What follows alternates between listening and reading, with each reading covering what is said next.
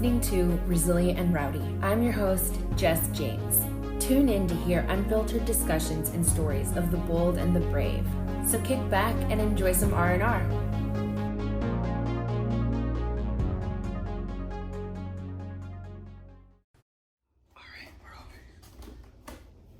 If I can't get the mic to work, it will be okay, but yeah, all right. Why am I sweating? Okay. Hi everyone, this is your host Jess James. Welcome to another episode of the Resilient and Rowdy podcast. Today I have a very special guest and a new friend, Renee. Say hey girl. Hi.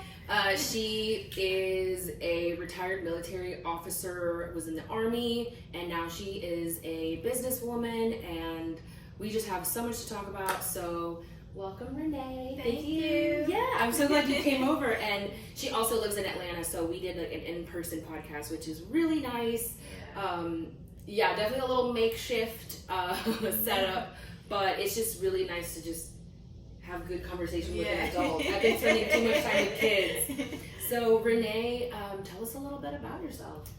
Okay, so I was born and raised in Jamaica, Kingston, Jamaica. Migrated here when I was 14. Joined the Army at 18. Retired after 21 and a half years. I know. Hell yeah, congrats. And I have two children. I'm married. I have two children, a 21-year-old and an 8-year-old. Oh, wow. So my son, he's almost graduated. He's in his last year of college. So, and my 8-year-old, she's going on 18. Yeah. Oh, So. that sounds fun. And that's Yeah. awesome. Congrats to your son. Yeah. College is hard, but it will Yeah. definitely teach you a lot. And Yeah. 8-year-old, 8 going on 18. Mm-hmm. Yeah. Oh my goodness. And that's the girl. Bless your heart. Yeah. Yeah. Parenthood. Yeah. I applaud it. So tell us how you decided to get into the military. Oh, yes. So when I first came here, we went to New Jersey. So we came in to New Jersey. I lived with my aunt. We lived in Newark. And one of my biggest dreams was just to go to college. Like, I would watch TV and I just wanted that college experience, the sorority, like just the experience of college, sleeping in a dorm with a whole bunch of people. I mean, I got the experience, but not the way I wanted it. Right. So this is why I joined the Army, believe it or not. So not knowing any better, I was told, I don't know where I heard it from, but because I wasn't a citizen, that I couldn't get any aid Financial to aid. go to college. Mm-hmm. So I was like, I'm going to college. And I think I might have heard it and then walked by the lunchroom in high school, and there goes the Army recruiter, be all you can be. Yeah. And then I heard, join the Army, go to college. I only heard college because that's all I heard. Honestly, yeah. I didn't hear what I needed to do for the Army. I didn't know it was work. Right. I didn't know college was going to be like part-time, like a one subject sometimes, or two. Yeah. So that's all I heard.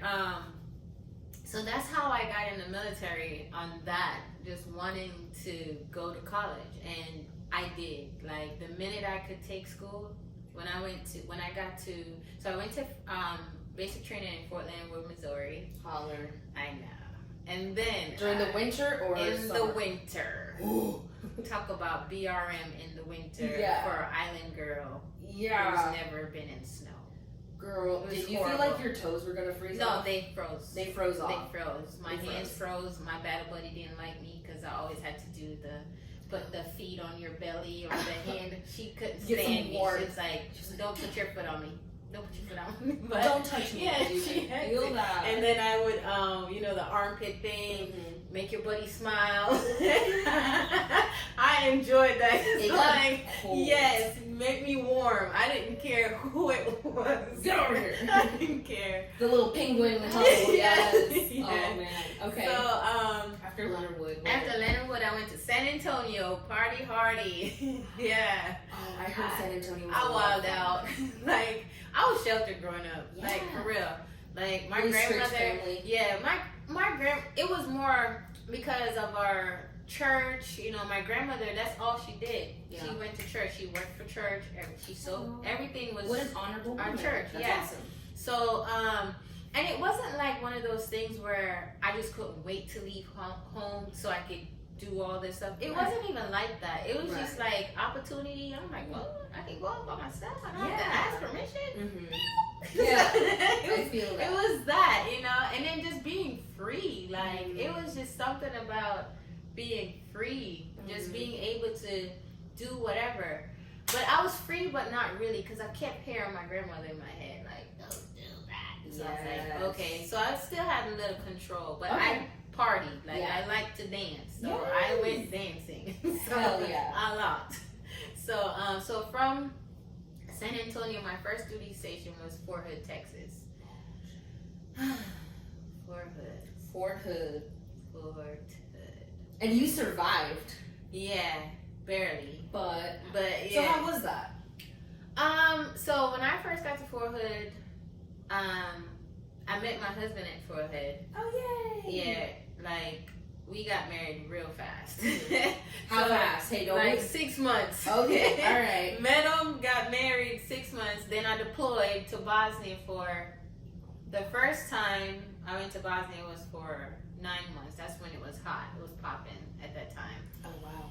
Then, so we didn't even get to spend time after we got married. I went to Bosnia in 1997. We got married March of 97, and I left in April. Oh wow. I think, yeah. So, no, I left in March. No, I left in March. Yeah, so we got married March 5th, and I was already we left in March, yeah. Okay. Came back, I think we spent till November of that year. Then the following year, so we came back for a little bit. His unit, he was in the cab. He was in first cab. So his unit was getting ready to go to Bosnia. So I volunteered to go back. Oh, okay. To get on that same rotation. Mm-hmm. Okay. Yeah, so I ended up spending a total of like 15 months in 15 months in Bosnia. But the second time he was there. Okay. So, but we still didn't get to see each other as much. Right. So just had to focus on like the mission. What Right. you're there for. Yeah. Okay. So what was the question again? How was your experience in Fort Hood? Oh, Fort Hood. Fort Hood was just rapid deployment. Yeah. Fort Hood, we did a lot of field Training. Like, yes, we stayed in the field, and that was when we didn't come home for weekends. Back in the day, you didn't come home on weekends from the field. You stay out there with the cows and everybody. You're out. No. You're out for the whole weekend. So, did they have like a little shower set up, or? Yes. So we had like the preventive medicine showers because I was preventive medicine. Yeah. So we had those. Oh, thank goodness. Yeah, we had those. We had porta potties, but then we also did cat holes. We did all the good stuff. Okay. But Fort Hood, that was my first duty station. That was my first NCO. He was from Guam, I think. Okay. No, he was from the Philippines. Ooh. He was from the Philippines, and he was, I remember him asking me, I wanted to go to school. Fort Hood was when I was like, okay, y'all said I could go to school. Hello. I'm ready to go to school. Let's get that TA started. Yeah. So, I remember when I first went to him and told him that I wanted to go to school and everything. And, so my first NCO was an E5 Latino sergeant. And she was not strong, and I didn't like her for that. Like physically or mentally or? Just not a strong leader. She was not assertive. Oh, okay. Yeah, and that was the first time I realized I get frustrated when women aren't assertive. I didn't know what it was at the time. Right. But I knew like if they weren't, I got really turned off by it. And then so she never treated me bad. Like she was just nice. She was a nice woman. She just wouldn't stand up. And it frustrated me. Yeah.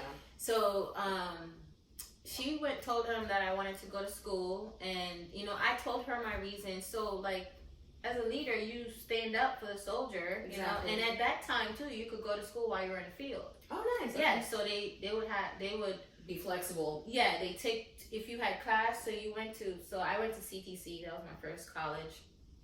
They would drive us back Oh, nice. so that we can go to class, but you get driven back into the field after Oh, the that's class. awesome. Yeah. So I remember when he first tried to spoke to me about why I joined the army. I said, I joined the army to go to school. He was like, you didn't join to fight for your country? I said, I'm an immigrant. I didn't join for that. Like, it blew his mind. Really? I said, you're from Philippines? In that Yeah. foreign country? Mhm. So he was just so, like, patriotic to me.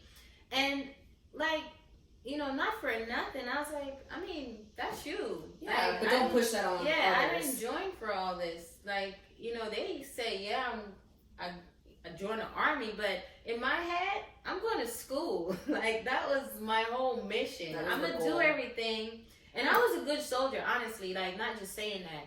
You know, I did what I was told. I'm competitive by nature. Mm. So PT was my very strong suit. Oh, awesome. I love going to the boards. Anything that was like challenging in that aspect, I was it. That's awesome. Jones was there. Jones was gonna do that. So Hell yeah. So when that was the first I'll call it like altercation I had with someone that challenged why I joined the army and was like, you're not a patriot and all that. I was like, I don't understand. I'm not even from here. Like, they told me I could join and go to school. It's so simple. Like, I was like, seriously, it's that simple for me.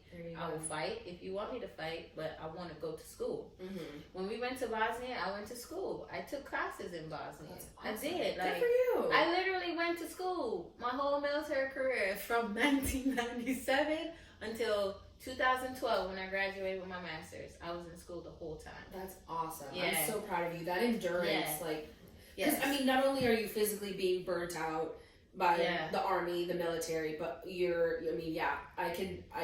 know what? mentally. I didn't even feel the pain like that. Oh, good. Because I had a goal. Like, I'm going to school. As long as you give me what I want, I'm gonna do whatever you want me to do.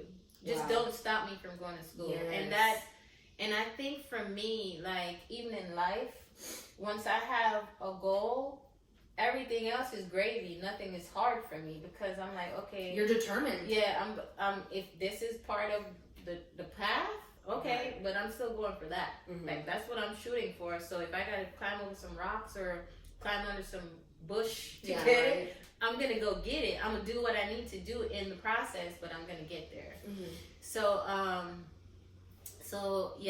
Fort Hood, I really didn't have it was just my first duty station. We deployed a lot. That was that's the memory that I have from Fort Hood. We stayed in the field and we deployed. Mm-hmm. Other than that, and then like I said, I met my husband there.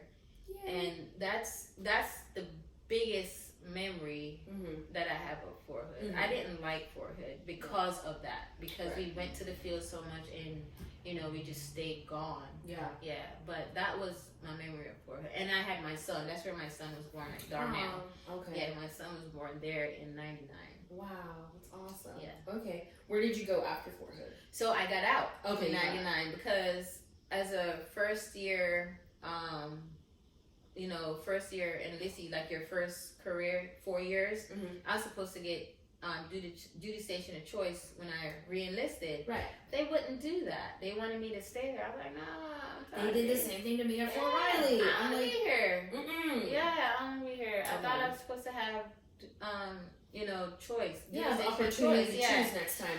So I got out, and the plan was that I was just gonna be an army wife.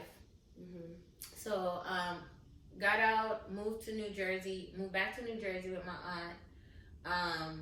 Was just I was working maybe 3 or 4 jobs to pay daycare. I was like, I was in the army and I was getting paid, I was getting benefits, and I wasn't working this hard. Yeah. I'm going back in. So you went back. 6 months later, I was right back. I was like, I was working too hard. I never even saw my son. I took him to work. I took him to daycare, and Everything else, my aunt took care of him. I didn't do anything with him. I barely spent time with him. Yeah. So I had, like I said, I had a lot of jobs just to pay daycare, and if it wasn't for the fact that I live with my aunt, I don't even know how I would survive, because living with her, I didn't have to pay rent. Right. I didn't have to buy food, really. Utilities, stuff and like I didn't have to pay. I didn't have any other bills, and my car note, it was real cheap, maybe $100 or $200. So that was affordable. But it was just like, this is crazy. Yeah, you kind of saw it as like, this isn't a way to live. Yeah, it wasn't working. It was a big transition too. Yeah. Where was your husband at this time? He was stationed in Fort Hood. Oh shit, he was still He was there. still at Fort Hood, yeah. So I came back in, and I got stationed at Fort Lewis, Washington. Okay. Beautiful place. Yeah, I've heard. It's gorgeous. Okay. I love like the outdoor. I love the scenery. I love Mount Rainier. Just anywhere you are, you see Mount Rainier. Yes, It's beautiful. And then it's not as rainy as they say. Okay. It's a mist. It's like, you know when you go to a park and they have those little sprayers that just for the mist? kids. Yeah, it's like a little mist. Okay, that's nice. I mean, it does get cloudy, but it's not as bad. I love Fort Lewis. Yeah. I love Fort Lewis. I wasn't there long. I was only there for 2 years. I was E5 when I left Fort Lewis. Okay, so you're still enlisted at this point. Okay. Yeah, I was an E5 when I left Fort Lewis. I was preventive medicine. I was in the Army band as a vocalist. Ooh, that is awesome. Why you never mentioned that? No, I didn't. Army band. No, That's I carried the tuba. I didn't play it. I pretended like I played it because I just was like, oh, this is too cool. The tuba was the same size as me. So Oh my I'm God. walking. So sometimes the vocalists had to fill in when they didn't have like somebody to carry or play an instrument. I don't know. Okay. Or when they were short, somebody. Okay. So we would carry an instrument and just pretend like. Right, for show. Yeah. And I would just really blow the tuba like I was really playing. That's I can't so play cool. it. I wish I would fuck up that triangle, man. That's awesome. Yeah. That's a cool opportunity. It is. So, and there I went to PLDC too. I was, that's SLC or... Oh, senior leaders course. Yeah, like no, the well, next I went to the advancement. primary leaders course. So what's that? BLS or something? I don't know. Basic leaders course. Yeah, that was that. So it went from PLDC to the new thing that you know. Yeah. New acronyms. Yeah. I'm still not caught up with the new thing, and I'm out. Yeah, I mean, I think they've pretty much changed it since I've been out ALC and SLC and advanced senior leaders course. Yeah. Was there a B? Basic leaders Was there a course. B? Yeah. There was a B. Yeah. Okay. Something like that. Yeah. So from Fort Lewis, I went to, I think it was Fort Stewart, Georgia. So you went to Georgia. That's in Savannah? Savannah. Oh, nice. Okay. So it's there. Yeah, by this time I was at E6. Did your husband go with you, or? Yes. Okay. He was at Fort Stewart with me. Oh, nice. And we stayed there for a little bit. So I first tried the officer thing. I tried the Army Enlisted Commissioning Program as an officer to get in that way. So I was doing that program because everybody in my family told me to be a nurse, or it was suggested that I should do nursing because it pays a lot. Right, and it's a consistent job. It's, like there's always those job opportunities. Like I want to serve, but I can't serve in that capacity. Nursing is for strong people. Yeah, absolutely. It's a lot of just being in that environment though. I gained a lot of respect, and it's that environment where I started respecting just every profession. Okay. Period. Yeah. Because you never know what other people have to go through in a work capacity, right? We see nurses and we're like, oh, you're supposed to take care of me, but behind the scenes, they're strung out. They're working hours with sometimes no breaks, or it's rough, and the stuff that they deal with in the emergency room and the NICU. So the NICU was when I was like, I can't do this. It's too much. It's too much. But I think the NICU was preparing me for my daughter. She was 3 months premature. Oh wow. Okay. So you used, like, it was too much for you emotionally. Yeah. To see it everything was going too on in the hard NICU. for me to see the babies like that. Yeah. It just was. It takes a lot of emotional strength. It is. I applaud those women and men too. Hard. So then you said you feel like that experience prepared you for your later on for my daughter, because Wow. she ended up being 3 months premature. She was 1 pound 9 ounces when she was born. Oh my goodness. Like a way different spectrum from my son. Right. That was Big 8 boy. pounds 6 ounces. So Right? Oh my goodness. Yeah. I'm so sorry. And look at her now, prevailing. Oh my goodness. You would never know But she was a that's- preemie. Oh wow. Yeah. But that's definitely something to go through. Yeah. So I'm glad everything went well. Yeah. but it even on being on the side of being the parent Mhm. that has the child in the NICU, it's rough. But Yeah. I feel like that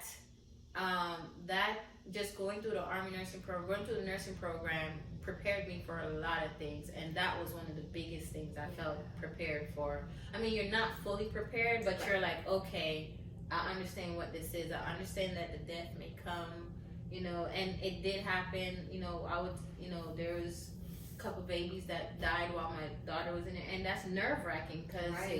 you're like, things with the preemies just changes daily. So much. Yeah. It changes daily. 1 minute, like for one whole week, she was breathing on her own. When she was first born, she breathed on her own for a whole week. So I was like, oh, good, she's gonna be okay. Right. Next week, she needed like the CPAP, like they had to help her breathe. And Oh, wow. then I left from the room one night, came back the next morning. She had this like a whole bunch of cords, and I was like, yo, she What was is going fine Yeah. yesterday with all that. So it's like, it's just a constant, Up and down. up just- and down with your emotions and everything. So, but they gave me free reign in the NICU. Oh, nice. Yeah, they did. Only 2 because I was feeding all the babies. Oh, that's awesome. I kept producing. My daughter wasn't taking it. Like I was storing milk at the hospital, storing milk at home. And I would, so every time they cry, the kids cry, the babies cry, I would have to pump. So I didn't even have a good visit because I'm like, stop them, stop. No. You're producing that liquid gold, man. Yeah, Oh. it was. That was an experience too. I was like, yo, put the babies to sleep. Tell them to go to sleep. Isn't that so neat how your body responds to that? Yes, That's awesome. So from Fort Stewart, went to Korea. Ooh, okay. Yeah, and Korea was where I developed as a leader. Ooh, okay. That's probably the opposite of what I usually hear about going to Korea. I mean, I partied too. Don't get me Okay, wrong. okay. Yeah, don't get me wrong. Oh, yeah. But I that assignment challenged was one of the places where I got challenged I grew. I won't say challenged. I would just say I grew. I was put in charge of a medical platoon, but I was preventing meds. So I was medical, but I was not like they were like medics. Right. I was a health inspector. Okay. They were field medics. Yes. So, but I was the senior ranking NCO. So I was an E6. An E5 was in charge. So when I got there, they put me in charge of the medical platoon, and I had to learn all of that stuff. Wow. Which was good. Not bad. I went to Audie Murphy there. That's So cool. Korea's Audie Murphy was the bomb. Really? Like, it was. I compared every Audie Murphy club to Korea's Audie Murphy because they literally did stuff. Okay. It was an elite club. Elite. Like it was. For what Audie Murphy was supposed to stand for. Right. That's what it was in Korea. That's awesome. And so after I left Korea, I went to Oklahoma, and I tried to try to get into, because I had such a good experience in the Audie Murphy Club in Korea. You wanted to I go was there. trying to find it. I was like, this was cool, but it wasn't the same after Korea. Okay, in Fort Sill? No. Okay. No, I wasn't as active. That's disappointing. Mm-mm. So it was just like a different dynamic, different kind of culture and there. it was male driven. Okay. Even though in Korea it was male driven, but I think they had more of a mission. Okay. And they upheld the standards. So the standards were you gotta have a 290 or better on your PT test. I think it was 280, but it was a higher mark, a higher PT score than just like the passing benchmark. Right. And then you know, you gotta carry yourself as an elite, like A professional. You know the story about Audie Murphy? Like, not on the top of my head, but Yeah, I know but- the dude. yeah, but I know the dude. I know, you hear about it. He was just a good Top soldier. notch. Yeah, you know, he was just a badass. He was, you know, so that's what you're supposed to, kind of emulate, Yes. right? And then we went to so many places. We taught English in the Korean schools, which I loved. That's so cool. You know, alongside the Korean teachers. We did that. We went to the Samsung plant. What? Got to go where they made the phone. our TVs and stuff. Like So went cool. through all of that. Yeah. That was exciting. So it was just being exposed, and we went to parts of Korea where they weren't even familiar with the military base. So Okay. I love that. We went to parts unknown. Hearts Unknown with Renee and Audie Murphy Club. Yeah, so the Audie Murphy Club there was really, really. Do you think that that's also something that adds to like how you say that you grew and you learned a lot and you like? I feel like that might have been like a really good stepping stone to like put you on a better platform to like who you want to be as a leader. Yeah. Like what you want to do with your experience, with your service. Like it just makes Yeah. you want to like raise that bar. I think, like, so when I was younger, I always felt a little, I won't say odd, but I always felt a little different. You know how, like, you're just like everybody else, but you're not really. Like, I feel like I was always intuitive.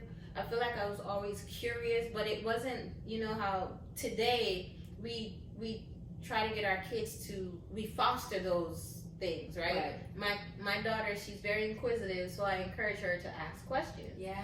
You know, she asks a lot of questions, but you know, in my time growing up, you couldn't ask a question. You know, it seems like you're stay in questioning your place. authority Yeah, stay in if your you ask place, or you're questions. rude or whatever. Yeah. So I feel like I've always been that way, and even though it wasn't fostered, it was just me innately.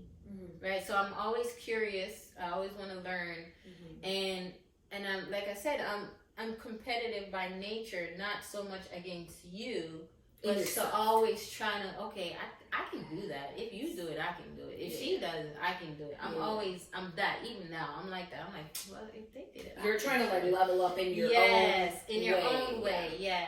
So that's good. That's really good. I think more people need to kind of embrace that aspect. Yeah. Instead of like it's I not think you it's versus because me. there's so many negative connotations with being competitive, though. Yeah. You know, people make it out to be like you're too competitive. Yeah. But it's not always about me. I want to compete against Jesse. No. It's more like, well, dang, Jesse did it. I can do it. Yeah. Like, it's more like you're trying to tell yourself, yeah, go for it. You can do it too. Like, stop holding yourself back. That self-motivation instead of like that critical voice in your head. Right. Like, don't make a fool of yourself. Like, don't even bother. Right. It's more of like, hey, like this is a challenge.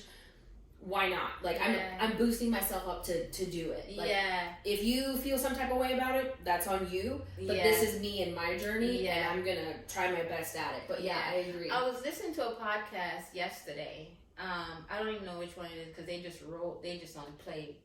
It wasn't a podcast. It was a YouTube thing. Ooh, send me it. I will. So where it was talking about how we learn to be negative, and it's by the people, the influences we have in our life.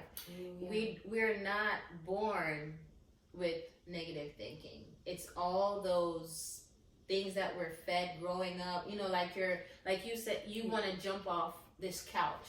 No, don't do it. Yeah. But why? Right.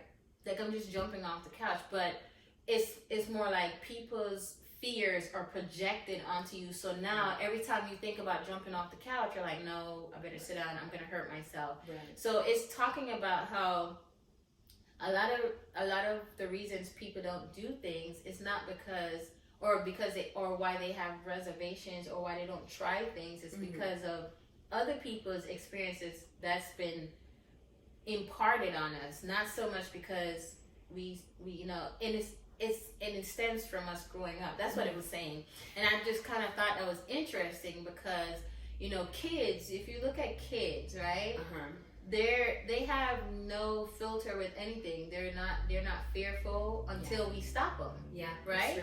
Until we say, don't jump in the water, or like, right. Then now you've just created that fear because you're not even saying why not to jump in the water. You're just saying don't do it. Right. Now I may be afraid of water, right? And then I just imparted that fear by just saying no. Yes. Right? But I'm not saying no, don't jump in the water because you may drown or whatever, or you may hit your head. Whatever. Yeah, some reasoning. Yeah. Yeah. So oh, because you can't swim. Maybe I should say that. Not drown, right? That's so morbid. But just give some reason as why you say that, you know? Right. So, but I thought that piece was interesting. So I digressed. What were we talking about? Yeah, no, you're fine. But basically, like, so learning and unlearning that negative voice, that critical voice, and being brave and just trying. You don't have to be perfect at it, because I feel that the perfectionism or like wanting to be just like, you know, a natural at it. Yeah. But, you know, even Tiger Woods, like Babe Ruth, like all these great people, Serena Williams, they all started as a beginner. They all had their bad days. And they failed forward, right? And what we were talking about earlier with like parenting and, you know, different generations is right. Like, you know, it's really sad to hear a little kid say, I can't do it. It's too hard. Yeah. And they don't even know why they're saying that. Yeah. And I'm just like, especially with working with them this past week, I'm like, no, buddy, you can do it. Just give it a try. Yeah. And sometimes you have to talk to yourself like that. Yeah. Because with other things that I've struggled with, I've had to put that into perspective. Like, if little Jessica was here, or if little Jessica was right there, would I be telling her all of these negative things? Yes. I'm like, no, I would not. Yes. I would, you know, kind of like how you're saying, like, hey, don't jump off the couch because you might sprain your ankle. Right. So giving that reasoning instead of just no, don't, you can't. Yeah. Or just say be careful instead of don't do it. Be careful when jumping off the couch. So I'm not saying don't jump. You can jump. Just be mindful of where you're jumping, you know? Right. I mean, I think one time when I was a child, I tried to see like how many stairs I could jump over, and then I went like to 7 or 8, and then my ankle was like, no. But you had to try that before you knew that to do it. Exactly. So sometimes I'm just a ding dong, and I like to learn the hard way. Yeah. But that's the whole part of it, you know. And I think that's why even like, don't get me wrong, like I feel like now I am at a point where I'm actually being more courageous in my life. It's things that I've always wanted to do, but I have that, what if I fail? You know, what are people gonna think? You know, what if I can't do it? And then now I'm like, you know, screw it. I'm just gonna do it. And then it helps to listen to positive things. Like I listen to a lot of podcasts. I just started doing like the affirmations thing. Good. I love them. I put it in my ear and I go to sleep. It's the last thing I want to hear after I pray. That's awesome. Seriously. Yeah. So, but when you listen to people like Les Brown, Steve Harvey, Brene Brown, like all these people started somewhere. Oprah. Yep. Humble beginnings. Oh yeah. You know, so Jim, is it Jim Rohn? Yeah, Jim Rohn, I think it is. Tony Robbins. You gotta, like, when you listen to that, you're like, these are people like me, and they're encouraging me to step out of that fear that's inside. So, and I feel like you gotta get to a place in your life where you're like, you know what? I want more. I'm gonna do more. I'm not gonna be able to get it if I'm sitting here thinking about it and not taking any action. 100%. And it's a daily struggle. Sometimes it can be a daily struggle. I won't even say struggle. It's just it's getting into that habit. Implementing those habits. Yeah. Every little thing. Right. Because it's easy to be like, I don't feel like it today. Yeah. But that's not gonna get you where you want to, right? Exactly. So like, every little bit, even if you just in you know, I'm part of like I met you because I was trying to get you on my savvy team. Yeah. Right. That's another one of my businesses, and even with that, because you're considered a cold market prospect, ooh, right? Okay. Because I don't know you. Yeah, you just, right? but you So reached I'm out. reaching out. Mhm. That I would never do. Right. But what I love with those group of women is when I get around. So the person that reached out to me, I was a cold prospect for her too. Oh, yeah. Okay. But we're like best friends right now. Like That's I just talked to her this morning, and it's like the energy. Like that's what I'm looking for. That energy Yes. from women to bounce back off. Yes, and it's to just like boost each other up. Yeah. even when I don't feel like something today, she'll call, and it's not like she knows that I don't Right. feel like doing it. It's almost like some connection. Yeah. She'll call, Telepathically. what are you doing? And I'm like, I'm just sitting here. No, Renee, you gotta get up. You gotta do something. That's what she goes. I said, that's my. So we have this running joke where Renee is the girl that is very outspoken. You don't want to deal with Renee. Ooh, okay. I like it's it. so silly. She's like, Renee about to come out. Oh, is that like your true self? No. Or like, you know what I mean? That's my I won't say ghetto. I'll say buchetto. Or like, what my is it? bougie ghetto chick that would just say whatever she want to say. That's who that is. I love right? that. No, well, I spoke with a friend the other day, and I spoke with her about a problem, and she checked in with me, and she was like, hey, like, did you talk to that person? And I was like, no, I didn't. I just don't feel like we would have a constructive conversation, and I don't think that that person will take accountability to Right. want to change and do better. And so she was like, yeah, I get that, but is that what, like, you know, like Jess would do? Like, Jess is outspoken, she speaks her mind, she has those difficult conversations for an actual reason. It's not just to argue, it's to Yeah. like, there's an end goal and you want to get there, and whether or not that person sees it right now or later, you just have to have that conversation. Like, don't hold back. I actually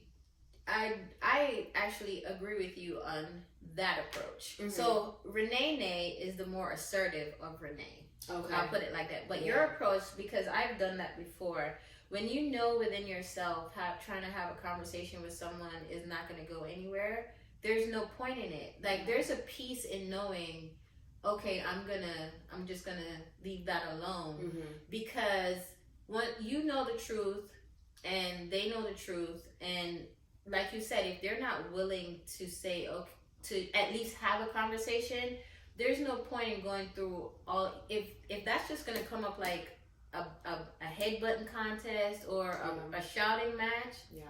it's best to leave it alone. Just be at peace with the decision, you know. And I've done that before, and I've just accepted. With that one female that I did that with, I just accepted whatever she said. I was like, you're right, because it's right for her. Yeah. You know, I'm okay with you having your right.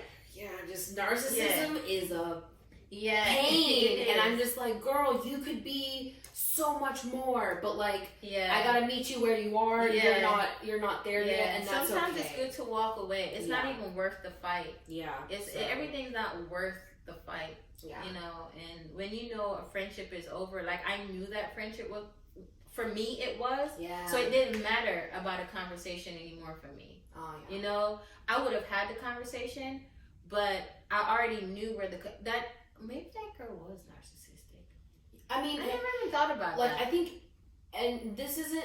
I just want to say, like, I think we all have some narcissistic traits. Yes. And it takes learning and unlearning it, and Yeah. how, like, if you're aware of your personality or your Yeah. anger or your control issues, and you acknowledge it, you can lessen the power that you project to people. So it's like, hey girl, like, you're not a bad person, but these are some habits that you're doing, and you know what, I just want to be a part of a group of friends that just support each other. Like, I know it sounds so kumbaya and whatever, but like, we're just too grown to be sitting here talking smack about other women to make ourselves feel better. Yeah, and that's kind of the same situation I was in. And there's a difference between gossiping and there's a difference between just talking about it. Like, you can learn from other people's experiences in a productive, like, good way. But then there's like, since Atlanta's kind of like my hometown, or like where I grew up, so it's like there's always gonna be those people from your hometown that are just your biggest haters. Yeah. And you know what? Just give them something to talk about, because their lives clearly aren't very fulfilling if they feel the need to talk about other women, put them down, judge them, because you know, I no longer care about that kind of conversation. Because it's not fulfilling. I've held back because I was afraid of that. And where did that get me? I was depressed, miserable. I had that negative self-talk. And I'm 27. I'm getting more comfortable in my skin, my personality. And yeah, sometimes I do feel like I'm too much, but hey, I'm out here trying. And that's the biggest thing, because before I would just be sitting on the couch just too afraid to do anything. And I'm like, no, I need to live my life. I need to live my life for me, for my friends that have passed way too young, like living, and this lifetime is a blessing. It is. I've had a couple like friends get into accidents lately, and just like, again, like they're not even 30 yet, and they're unexpectedly like passing, and I'm just like, shit, dude, like it brings memento mori, like remember that you're gonna die one day, like into perspective. So I'm gonna live my life. I want to be remembered as, you know, like someone that hypes you up, someone that you can have good. Miss Nigeria. Miss You want to be Miss Nigeria. You see I that? wish. You saw that? She's beautiful. Oh, but no, did you see how she cheered on? You would have thought she was the one that won the Miss America pageant. Oh yeah, that was beautiful. The Miss World. I mean, Miss World. Okay. She was.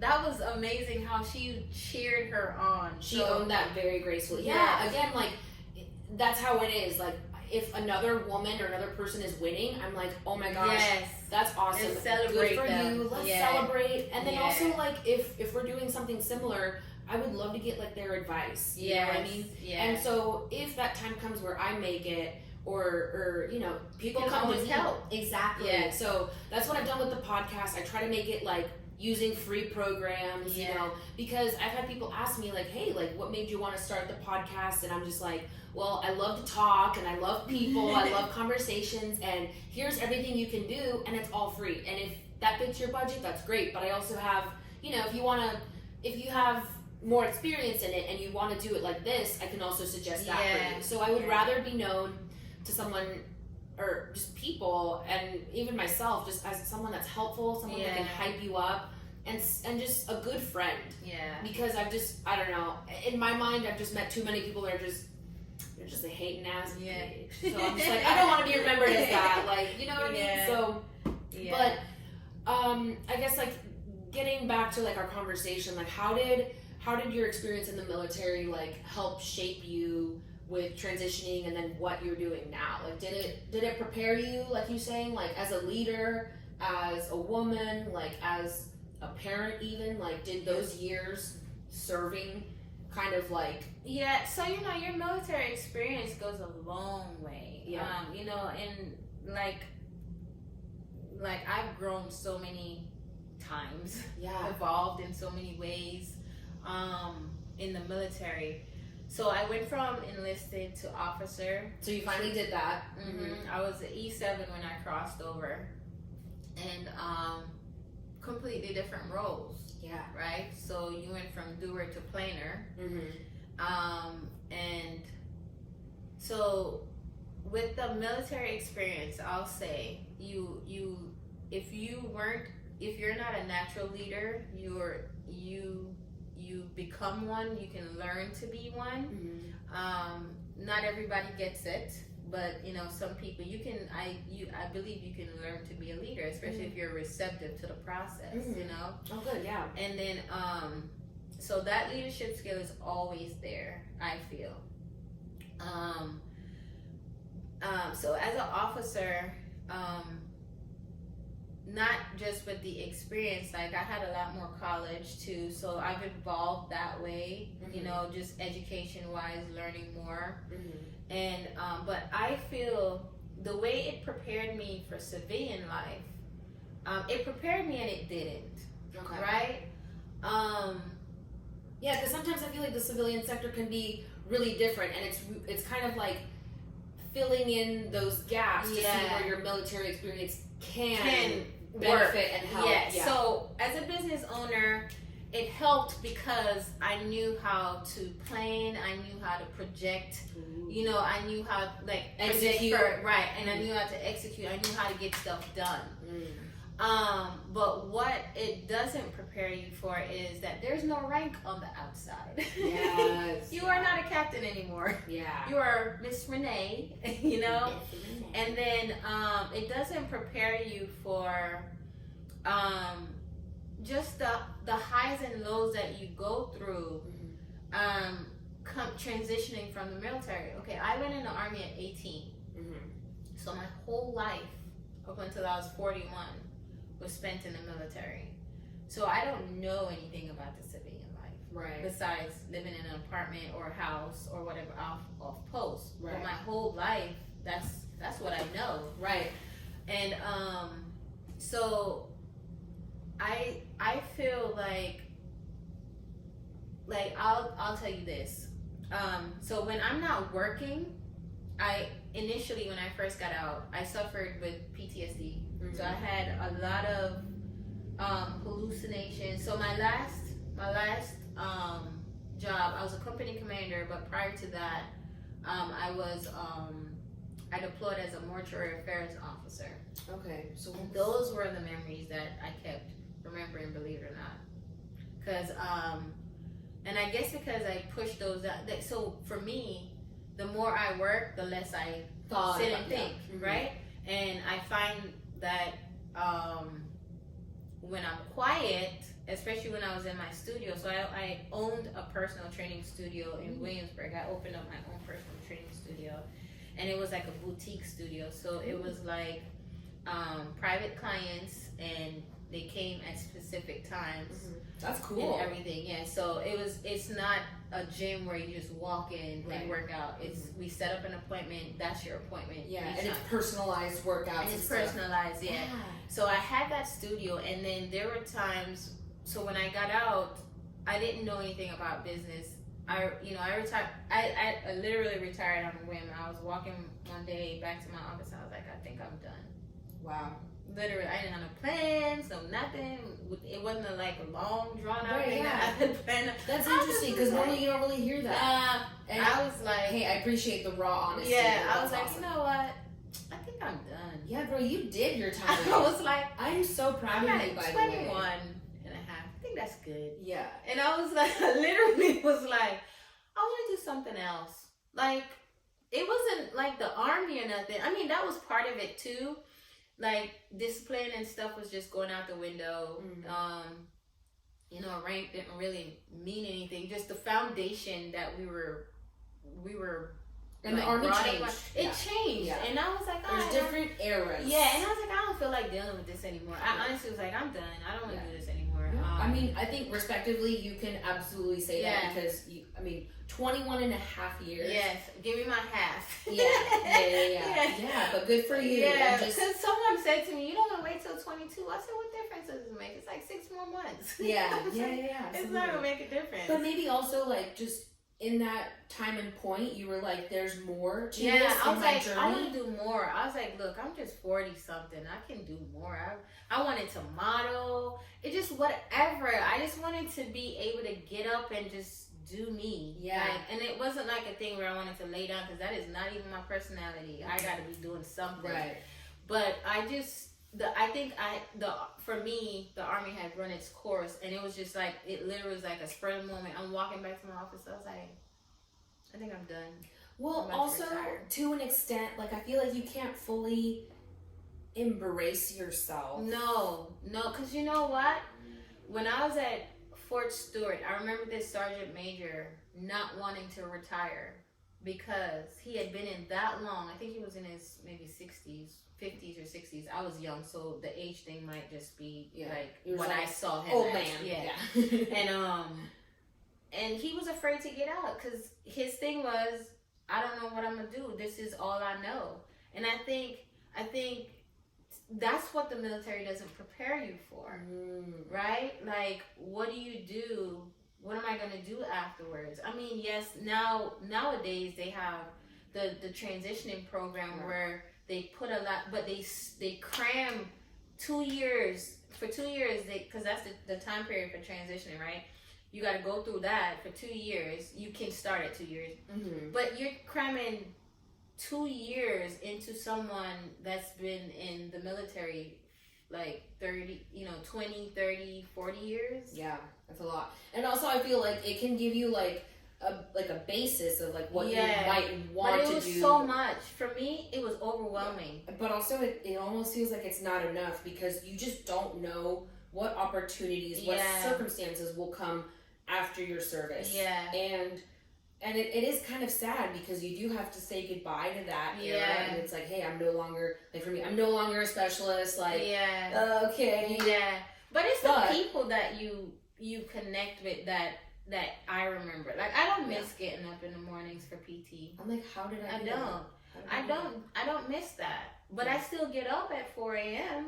But it's like not a thing for me. Right. But I feel like what the military prepare you with experience, but it doesn't prepare you for life, like civilian life. It doesn't prepare you, like when nobody says you may go through this emotional roller coaster of not knowing what you want to do with your life, not feeling like you're enough, not feeling like you can live without the military. Like, your identity is tied to that. It for really 20 is. years. Yeah. You just think about it. And think about people who are coming out at 27, 28. Yeah. That is not going to be a smooth transition. Yeah.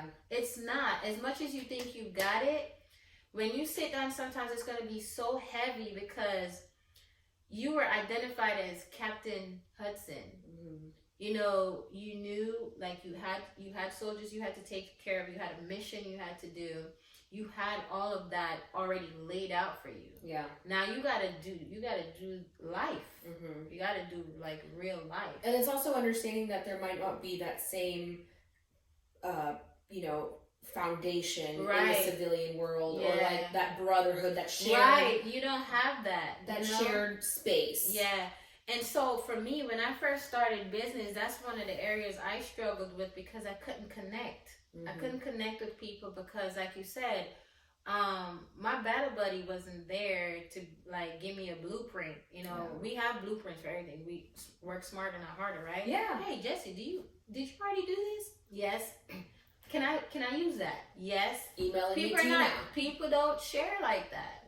No. People don't share, and I won't say it's everybody. I just say most people, they're not about that life. They're not about sharing to help you because you can't make more money than me. You can't. No. And I feel like that stems from insecurity, and I can only say that because I've just experienced it too in the past. Before I did some of my more like emotional, mental work, it's like, oh my gosh, they're doing that. We gotta like feeling the need to compete with that. Instead of, hey, good for you. Let me know if you need help. Or hey, I know you're new to this, but like, would you know about this and this? And they ended up helping me, and I'm just like, you know what? And I was over here like worried for nothing. But unfortunately, not everyone thinks that way. And it's finding that. You gotta find those people, but you have to go through a lot sometimes to find those people. A lot of. Sometimes it's a lot of money. Sometimes it's a lot of people like dishonest people taking advantage of others. And then you have to develop that thing where you're just like I'm a hopeful person, right? I'm not just because you did me dirty. I'm not gonna think that the next person is gonna do. I'm hoping getting in business with you, this is gonna work out better. So I'm still trying to find my people, but I'm not letting one bad experience stop me from trying. And you have to be able to do that. It's hard.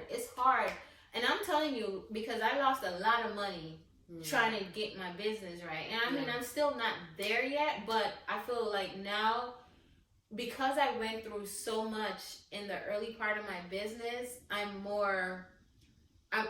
understand more. I didn't have any business knowledge. I really didn't. I didn't know anything. I knew what I knew based off of my skills being a leader in the military. I knew what baseline was, right? But I didn't know behind the scenes, right? I know how to train people, get them right, feed them food. Yeah. But then my books was all jacked up because that's not really what I want to do. Right. Like, I don't want to take care of that. And Yeah.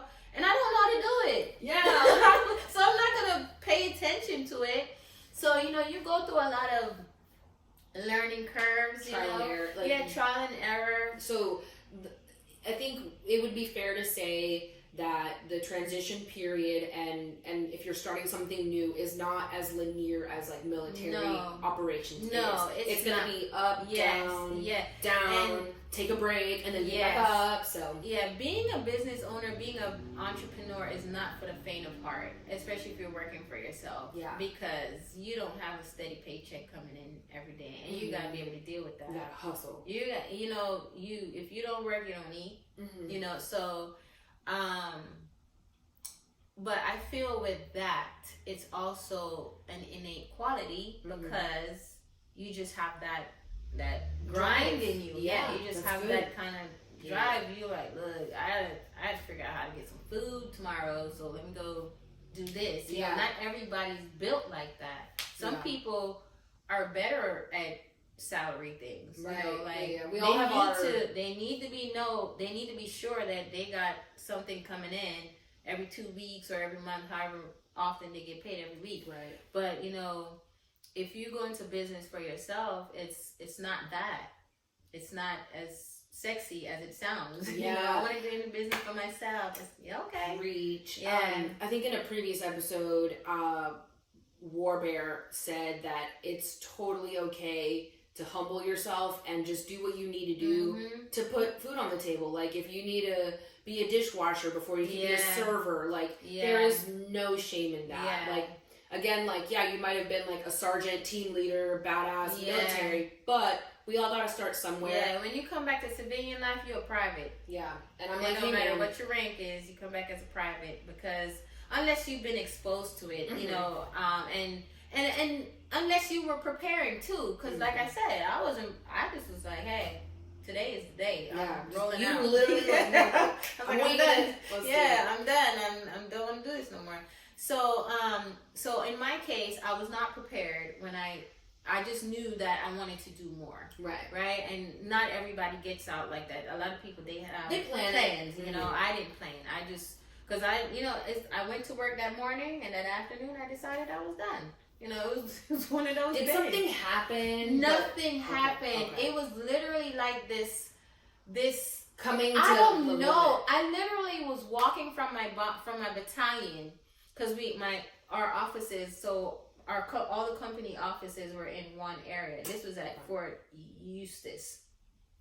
Walking from my battalion from a meeting, and just nothing happened. I couldn't even say like somebody made me mad or whatever. Right. So you just had that coming to. Yeah, I just had this thing that come over me. It was like, I'm out. I don't want to do this anymore. Fuck this shit. Yeah.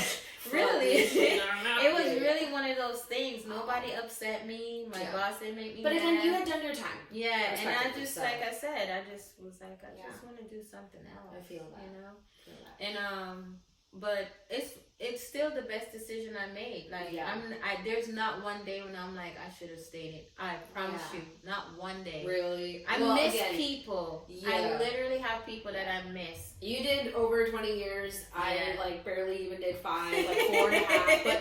But no, I feel that. So it's a little different. Like I miss it, but I would. Because you're like I would have stayed at Fort Riley, and I just did not want to. But tell us about your business. How's that going?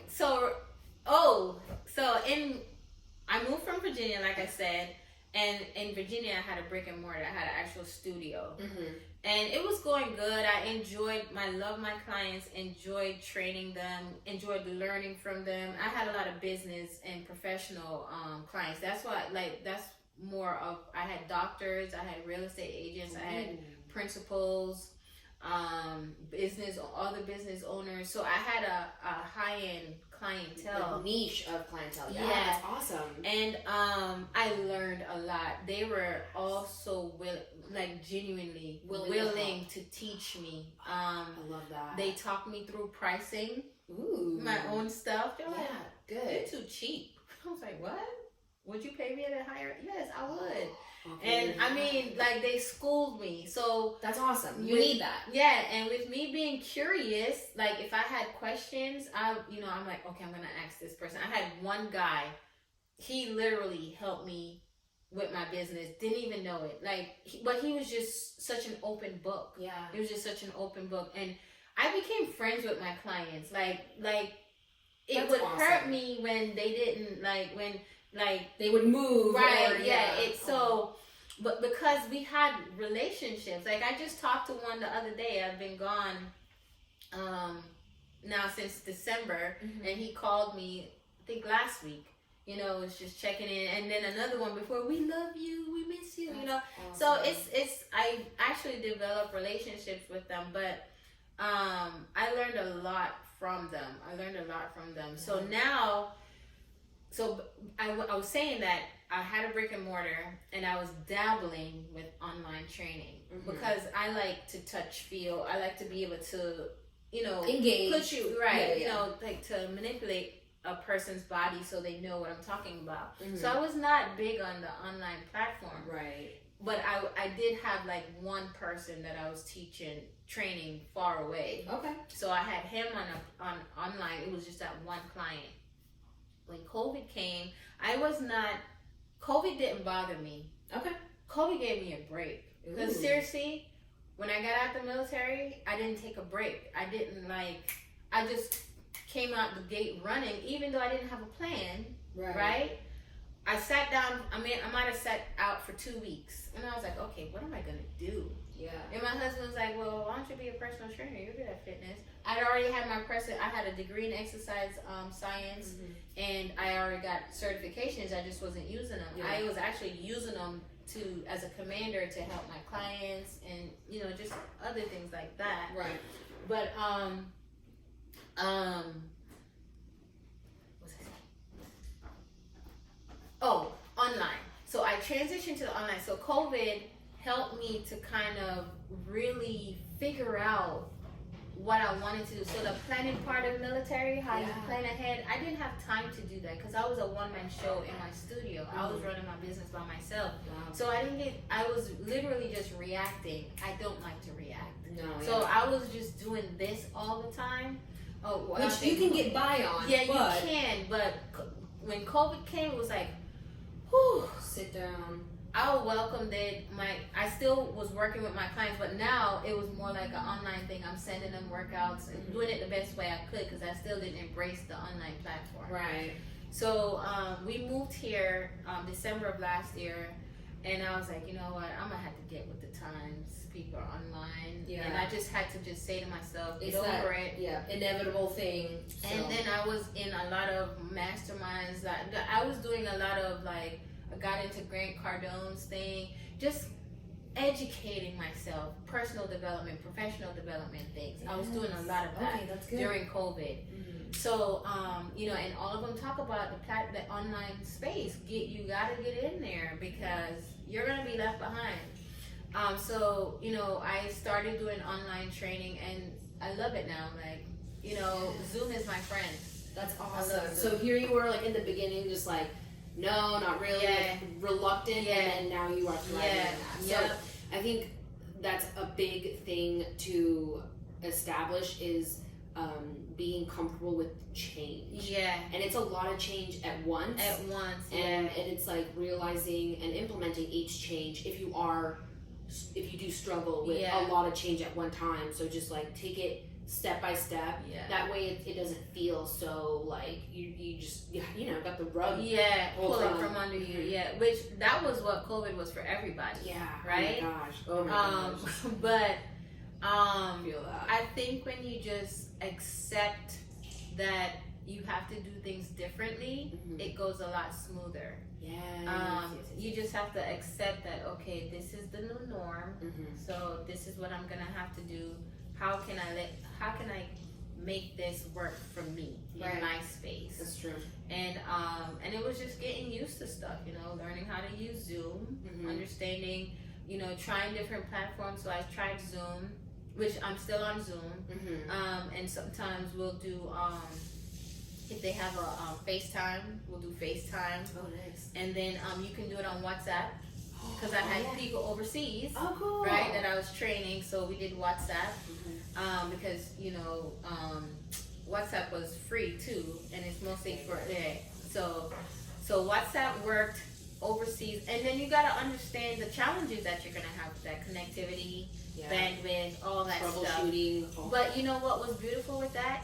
Everybody understood that, right? The whole world understands that we're online, so you're gonna. So it wasn't like a big deal. Like, so you call me for a session and we can't log in the session because of Zoom, not because I'm not there, but because this is our new norm. Like, if the internet's not working, or we have a thunderstorm, or we have heavy rains, all of that's gonna affect it. But people are not mad. They're like, we couldn't connect because it was raining or whatever. So teaching us like things like patience, working, talking flexibility. That's So awesome. Okay, good. So now I'm online. I will take clients, especially if they're local to me, but it's at my house. So cause I have a full gym in my basement, literally. Awesome. So that's how I train them. I put them on the TV, like I can see the client on the TV, and then I have their program up on my computer, and I just talk, tell them what we're doing, show them. Some of them I work out with. My more advanced clients, intermediate to advanced, I'll do the workouts with them because kind of get my mind into. Only if they know what they're doing, and they just need me to do it alongside them. Oh, nice. My more beginner clients, I have to stand and after I demonstrate, I'll stand there and then watch them and make sure they're doing it and just talk them through. Make sure they're positioning and all that. Oh, awesome. So the online platform for me is good. It's good. I actually like it better too, because sometimes I can just train them from anywhere in my house. Seriously, like especially if we're doing body weight and I don't have to go get the weights, I'll just set my computer up. Like today, when I'm driving home, I may be on with a client because all we're doing is talking about her body comp, her measurements, all that stuff. So I love the online space. Yeah. Okay. Look at you now. I do. I'm so proud of you. That's awesome. Yeah. So what do you have in store next for your business? Like, are there any ventures or projects, or are you like going to any networking events with that? So I have so much going on, and that's my problem. And that's okay. If you're just continuing operations, it'd be that way. But you overextend yourself. I can, but I'm better at now saying, okay, this is too much. I'm doing too much. Or next month. Or we'll talk. Okay. So I'm doing the athleisure line, my savvy athleisure line. So that I actually was trying to do before I got approached with that, but that made it a lot simpler. Ooh, good. So and this is from their line too. Ooh, cute. I was going to say, I really like that cut. Dancer. This is called the dancer leggings. Ooh, the dancer leggings. Yeah. I like it. So I'm doing that. I had several features in a couple magazines. I'm supposed to come out in Strong this month. Oh my September, gosh. October issue. Dude, that's awesome. Congratulations. Yes. So thank you. So I was in Fit Figures in their summer fall issue. I was featured in NutriShop. I did a workout for both those magazines, and Strong actually just did a piece on me, like kind of like what you're doing, but in a like an editorial, like all about women. Yeah. So I told you I wanted to do modeling, so that's part of it too. Just being So I got a business coach, James Patrick. He's part of Fitposium. He's the editor for he's the photographer, I should say, for 500 different magazines. He's pretty big. So he's my business coach, and with him, I've been able to get into a different space that, you wouldn't normally be in. And because I do want to be on the cover of a magazine. That's one of the things that I aspire to do. Don't ask me why. I just want to be there. Because you know what? I'm going to tell you why. Because I feel how you and I grew up together, and we have this thing where you see people on the cover of magazines and you're like, it's so far out of reach. I want to be like that girl next door that shows you, yes, you can do it. Like Renee did it, so you can do it. It's not a limitless thing. It's not any limit to what you can do. And I feel like, you know, especially growing up in the culture that we grew up in, people think that stuff is so far out of reach, and it's not. It's just putting yourself out there, being able. One of the things that I'm learning is to be vulnerable.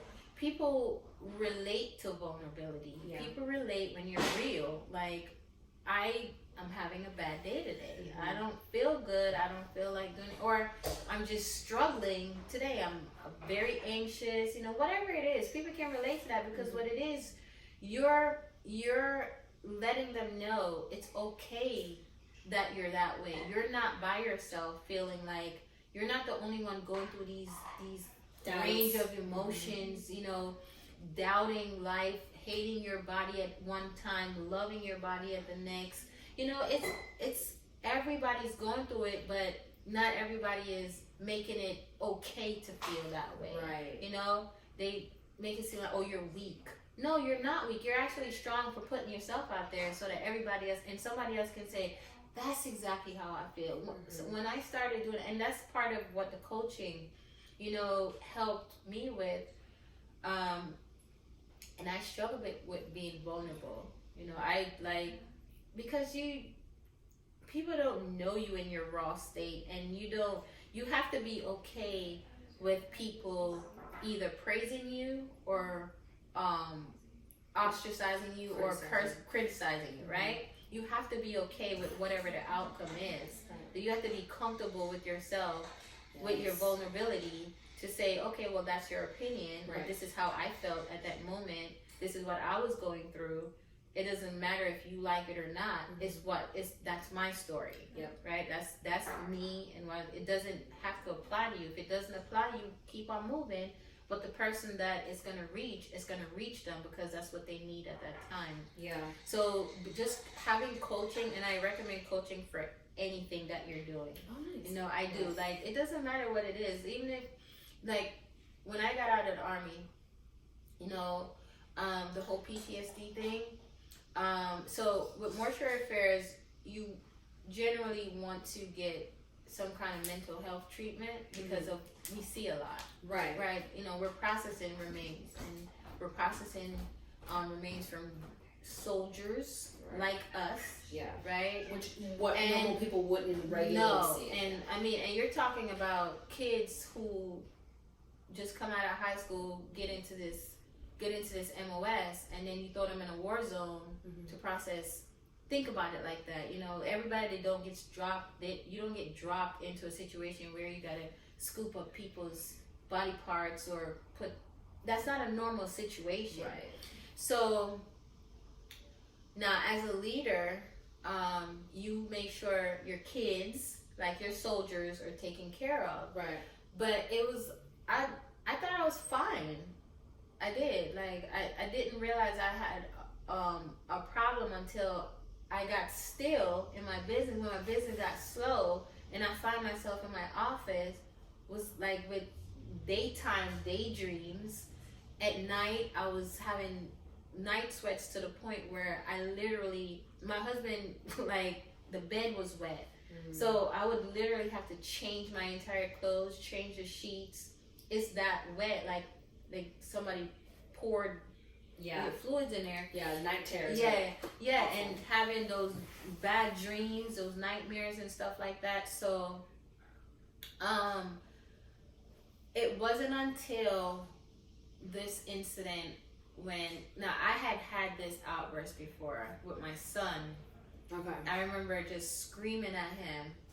I don't do that. Right. So it took him off guard. But the way I screamed at him, I couldn't stop. And then when I finally stopped, I was just like out of breath. And I realized he was crying. He's grown, like he's 18, and he was crying, and I felt so hurt by that. Right. But I'll tell you when I actually went and got treatment. When I did it to my daughter, I think she was maybe 4 or 5. I literally had an out-of-body experience. I saw myself screaming and yelling at her, and it's almost like you telling me, stop, Renee, stop, and I'm telling myself, stop screaming like she's scared, and I couldn't stop. I could not. I was just like I couldn't stop, and it happened. She was playing, right? We had a bar, and she was playing, and I saw her head hitting that bar, and I kept saying to her, Rebecca, sit down, stop playing. And I, but at the same time, I'm saying it, but I'm not enforcing what I'm saying, and I'm already like angst agitated, or whatever. Yeah. So I remember when she hit her head and like clamped down on her tongue. Oh no. And she started crying, and that triggered whatever it triggered for me, and I went, ah! And I mean, I literally saw myself scream. And so when I finally calmed down, I started crying really bad, and I picked her up and I put her on my chest, and she said, Mommy, your chest is hitting my face. Like my heart was just pounding. Wow, yeah. She said, your chest, and she was just telling me I scared her and everything. I just was so hurt. I was so hurt by that. And I said to myself, you gotta go get treated. You gotta go get some help, because it was happening in the studio, right? But I wasn't, I was already having some of the symptoms or going through some of the things, but I just didn't want to accept it. You know how we go through our VA appointments, and I literally denied that thing. Yeah. Even though the doctor put it on my paperwork. And Yeah. I was like, no, I don't do that. Like, what? No. Like, and then when the whole incident with my daughter, I was like, no, go get some help. And then even in that space, because I went to group counseling initially, and even in that space, I was the only female in the group. So, I just sat back and watched and listened. And like when I heard the other guys talking about all of the stuff that they did with their families, and I was like, whoa. Like, I was like, I'm not alone. Like, I am not the only one doing this. One guy, he was drinking every day, and it was bad. He ended up getting a divorce because of how bad he was trying to like stifle those. He was trying to drown out all those. He was coping with alcohol. Yeah. So, and thankfully I didn't get to that point. I feel like mine manifested in more in a anger kind of way. Right. Like it comes out that way. Yeah. People, So I went and I got treated for that. But that was I would recommend just suck it up, admit it, like accept that's what it is. It's part of your experience. It's part of your life. It's not that you're broken in any way, but it's an area that needs to be addressed because it could go so far left, Yup. I'm really glad that you were able to take that time to work on yourself, because it's not just you, it's you and your children. So like some people don't have that, so it's just like they don't have someone for them to kind of see like, oh, this isn't normal, my response is too much. So and I think a lot of times for us veterans too, we're so used to having to put on a strong persona, right? So it's like you got PTSD, like something's wrong with you, right? Like it's not something that like you want to have, but everyone has it in some capability, and everyone has it, even civilians. It's just like from for car us, crashes. Yes, for us it's like it's more like amplified because they know we've been to combat, we've seen some things, we have experiences that normal people probably wouldn't have. So it's more highlighted because we're military personnel, but everybody have some form of, especially if they've had a traumatic experience, you go through some kind of PTSD. Because even we were in a car accident and I had PTSD from that. Yeah. Even now, to this day. Right. That's one reason I don't like driving in Atlanta. Like you're in the passenger seat and they're not braking yet. And you're like a big truck comes by and I'm like, yo, like I literally do that sometimes. I get beside a truck and I'm holding the steering wheel because, dude, yes. That tight grip, I gotta like remind myself to like relax. Yes, so I mean, But I think for us as veterans, it's highlighted because everybody understands the dynamic of what we do. And I think, unfortunately, it's that having to put on a brave face that hurts us the most. Yes. You repress it, you Right. keep it inside, you don't I'm talk okay. about it. And you're not. You And know? it and you go deal with it by yourself. It which boils into does- something worse. yeah. So it's just like, it's good to just nip it in the bud, Yeah. address it. And that's just for everyone, you know, for any journey. Just, you're not doing yourself any favors if you're not, you know, acknowledging it, facing getting it. help. And it's something that you can improve. So some people say like, yeah, PTSD can be a lifelong thing, depression can be a lifelong thing, but there's definitely some great tools that you can use Yeah. to improve it, to better yourself, to at least encourage yourself to do something about Yeah. it. So Because some people have it more severe, and I'm not going to take away from that. That You know, experience, right? yeah, I'm not going to yeah. do that. Yeah. Because we all have our experiences. It affects us differently. yeah, But you know, I have to be thankful that you know, with me being in fitness too, that's something that's natural for me to that's an escape, right? So a lot of people don't have that thing that they can do. I love to dance. I love to you gotta have an outlet. yeah, and you do need an outlet, you know, and you do need a community. You Yeah. need a community that understands what you're going through. And then you need people that you can say, okay, Jess, I need to talk today, or I just need to let go. I myself am a person that I have to push out, right? Because it affects me literally, physically, internally. Yeah. You get like that like anxiousness in your tummy, like Yeah. headaches. And I have a chronic illness, so I have ulcerative colitis. So it's a inflammatory bowel disease. Oh, yeah, it's wow. and I have a severe case of it. So when any stress just Amplifies adds to that. it, yeah. So Oh, wow. the way it manifests itself, and some people it manifests differently for everyone. But it's bleeding of the colon. You bleed. You have mucus in your stool and pain out of this that world. does not sound. Yeah, it's not pretty. I always say it's not sexy. It's not sexy. But you know, but stress doesn't help, right? Yeah. But like I said, I wanted to get treated because my children, and just so I can have a better Quality of life, Yeah, you know, it's easier when you get that stuff under wraps. Like, get medication if you need to. I mean, it doesn't have to be lifelong, but you have to find some way to get through that. Yeah. You know, instead of sitting there thinking that you're by yourself. And I don't fault anybody that thinks that, because you know that's an endeavor in itself. Yeah, it's a stigma too. So, but it's not. And thankfully, though, I'll say this: I kind of like the shift that the world is in right now. Like, you know, women coming out more, people being more vulnerable. Just everybody's just. I feel like there's a shift to where people want to help. We want to help each other more. We want to support each other more. We want to empower each other more. Yes. You know, and you know, so I feel I'm truly enjoying that shift. Yeah, absolutely. You know, women working together and doing, Yes, because I think we're also seeing the drawbacks of how we've been doing it in the past. Yeah, it doesn't work. It doesn't work. Yeah, it so doesn't work. You have to change in order for results to and to we're rise. stronger together. I mean, it sounds like it sounds cheesy, it sounds corny, but it is not.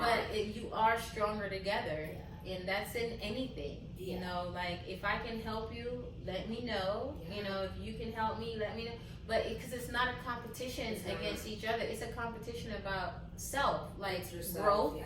You know, experience, knowledge, and then when you do all of that, how can you add value to the next person, right? How can you help somebody else? I think, and also, like, we're seeing, like, what do you want to do in this lifetime? Like, we're really trying to figure out our purpose, our reason, and if you can get into that group with like-minded individuals, like, you're like, dude, look at all of, like, what we can do. Like, I think we are in a more revolutionary period, which is really exciting, but we're seeing the downfall of certain things that just aren't working, and we're we're coming up with solutions and different ways to go about that, which is great because I used to be so negative and just like, oh, well, what will I do? Yeah. And just like, I would just sit there and just But I think talk myself out of things, Yeah. or just discourage myself, or just think that I couldn't do it because, or afraid to reach out and get that help because I don't trust and that's people. one of the things, you know, if you don't ask, you don't get. Yep. For real, if you don't ask, you won't know and you won't get. Like, Yeah. people are willing, I find now that people are willing. I think COVID just had an immense impact, Yeah. not just on our day-to-day life, but our mindsets, our, you know, us valuing life, valuing people, Yeah. because you see people dying Yeah. like so much, so fast. Right. You know, one day you're here, the next day you're not, and then, you know, I just, like I said, I'm loving the shift that we have. Not everybody's embraced it, but I think that's just a minor, a small part of it. But I think for the most part, most people are like, okay, you know, I'll help you, or I wanna help you. Let me empower you. Let me help pull you up, or whatever, you know. So Yeah, like embracing and seizing the day. yeah, Sounds corny. Because tomorrow is not, promised at all. And yeah, I think it's just a more progressive, really more open time. And if you aren't seizing that opportunity, we hope that you can get there. Yeah. But it's just like, it's just better if you do. It's freeing. Mm-hmm. It really is. I always thought, like, and I don't know if I read this somewhere, when you're like, do like a kind act or do something for someone else, it's more of a selfish move. And I say that because you feel a lot better, like, helping someone, not like, you know, selfish in that way. Like, you're the one that really benefits, because it's Do you mean selfless? no, Or it's selfish? it's a selfless act. Okay. But for you, you benefit more to where it makes it selfish, Yeah. but not in a bad way. Not like, oh, you know, not badly, but because you're gaining more. You're gaining that you feel so good that you can help someone, or be of service to someone. You know, that's the selfish that I'm talking about, not in a bad way. But it is a selfless act because you're imparting, you're giving. But it's the selfish piece is where, you know, you get to feel good about that. You get to embrace that, okay, I just made somebody's day. Yeah. You know. And also, you give that other person and yourself like hope and humanity. You hope that someone else along the way, your journey, has that same mindset, that same kind of kind-heartedness. Yeah. And I mean, if anything, this world's just kind of taught us that you ain't shit just because you're pretty or whatever. Like, what are you really doing about it? Like, your image. What are you contributing to life right now? Like to society, to other people. Right. Yeah. So and that's like the best feeling, because like it kind of gives you meaning and purpose. Like that's what I've kind of been struggling with. It's just like, okay, you think I'm pretty, but what good does that do? Like, I'm just nice for you to look at. Like, no, tell me that I made you laugh. Like, you know, tell me that. How did I make you feel? Yeah, you know, do you like being around me? Like, you know, what does? It's a lot Just to more- it. It's more than just looks. More than surface level. So, and that's what I love. I love meeting like other women that are like that, because I just, you know, you could be the most beautiful woman in the room, but the way you treat people will speak more than you know, your looks. So I'm so glad that we've met and you reached out, and it's been really cool just getting to know you, and I'm really proud of you for just sharing your story with us and me. So to close this out, do you have like any advice or any suggestions for our audience about your journey? I would say, if you're held back by any kind of fear, just go ahead and just do what you feel. And I mean, it sounds so simple, but it's one of those things where you just gotta stop caring so much. Stop caring about Overthinking it. what the outcome's gonna be, what people are gonna think, how you're gonna look. And listen, I'm telling you this from a person who's like, I was telling Jess, image conscious, and not so much about my outward image, but just, you know, perfectionism is an insecurity. It really is. So things will never be perfect, and the lesson comes in trying and failing, and you're never really failing. You're learning, right? And embracing that the fact that okay, because when you so-called fail, right? What you just did is you learned that this way doesn't work, so I'm gonna have to try another way. Yes. So it's a lesson. You're not failing, but just really, whatever is holding you back from just going after something deep within, or it doesn't even have to be deep. You might come up with an idea. I want to start a new online store. Go start it. Yeah. Just start. Like, just whatever that is, do it, because you don't want to live your life with regrets or woulda, shoulda, couldas. Because so many people are out there just living their best life, not because and to us it may seem like, oh my gosh, it's so easy. No, it's not easy for them, but they took a chance on themselves. Yeah. Bet on you. Bet on you. And you're putting yourself out there. And you're putting yourself out there, and sometimes it takes being vulnerable, and that may just be you. I really believe in getting to know yourself. A lot of us don't know who we are, or are too afraid to look inside because you might be scared of what you see. Right. But what the beauty of that is, once you see it, you can either fix it or stay the same. That's a choice you get to make. You get to be better, or you can just stay in the same place. And either way, you're gonna you're either gonna be better, or you're just gonna go on life living in comfort, and for me, I just always wanna see what's next. And you don't get anywhere if you stay comfortable. You have to change. Life is full of changes. That's all it is. Today is not the same as yesterday, and today is not going to be the same as tomorrow. So embracing the changes, flowing with it, and making the most of it, because it's not going to go exactly how you want it to, and that's where that perfectionism comes in. But it's rolling with it, okay, this is my situation. What good can come out of it? And stop listening to people who tell you you can't. They tell you that because they can't.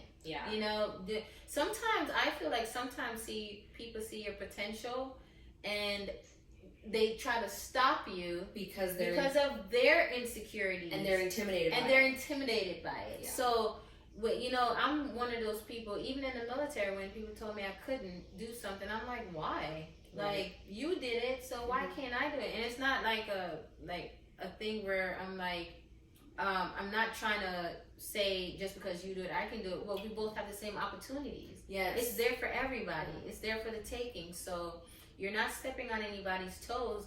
The universe is a big place. And there's room for everybody. Go dance to your own tune. Just do what you do. Just go after your desires. Just at least take a shot on yourself.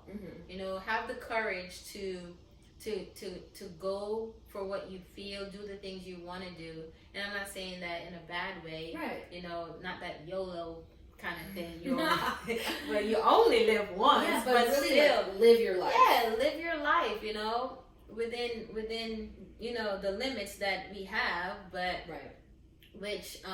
but sometimes your own limitations is yourself. So sometimes you got to get yourself out of the way and be like, hey, you know what? Like, at least for me, like personally, the past 10 years, I've really just been trying to find myself and embrace who I am, even if that's with my weird personality. And now I'm confident about it. I don't care what people think, because I'm happy making my weird little noises. And it's easier being yourself. It's so hard trying to be something that you're not. Like, you gotta do too much.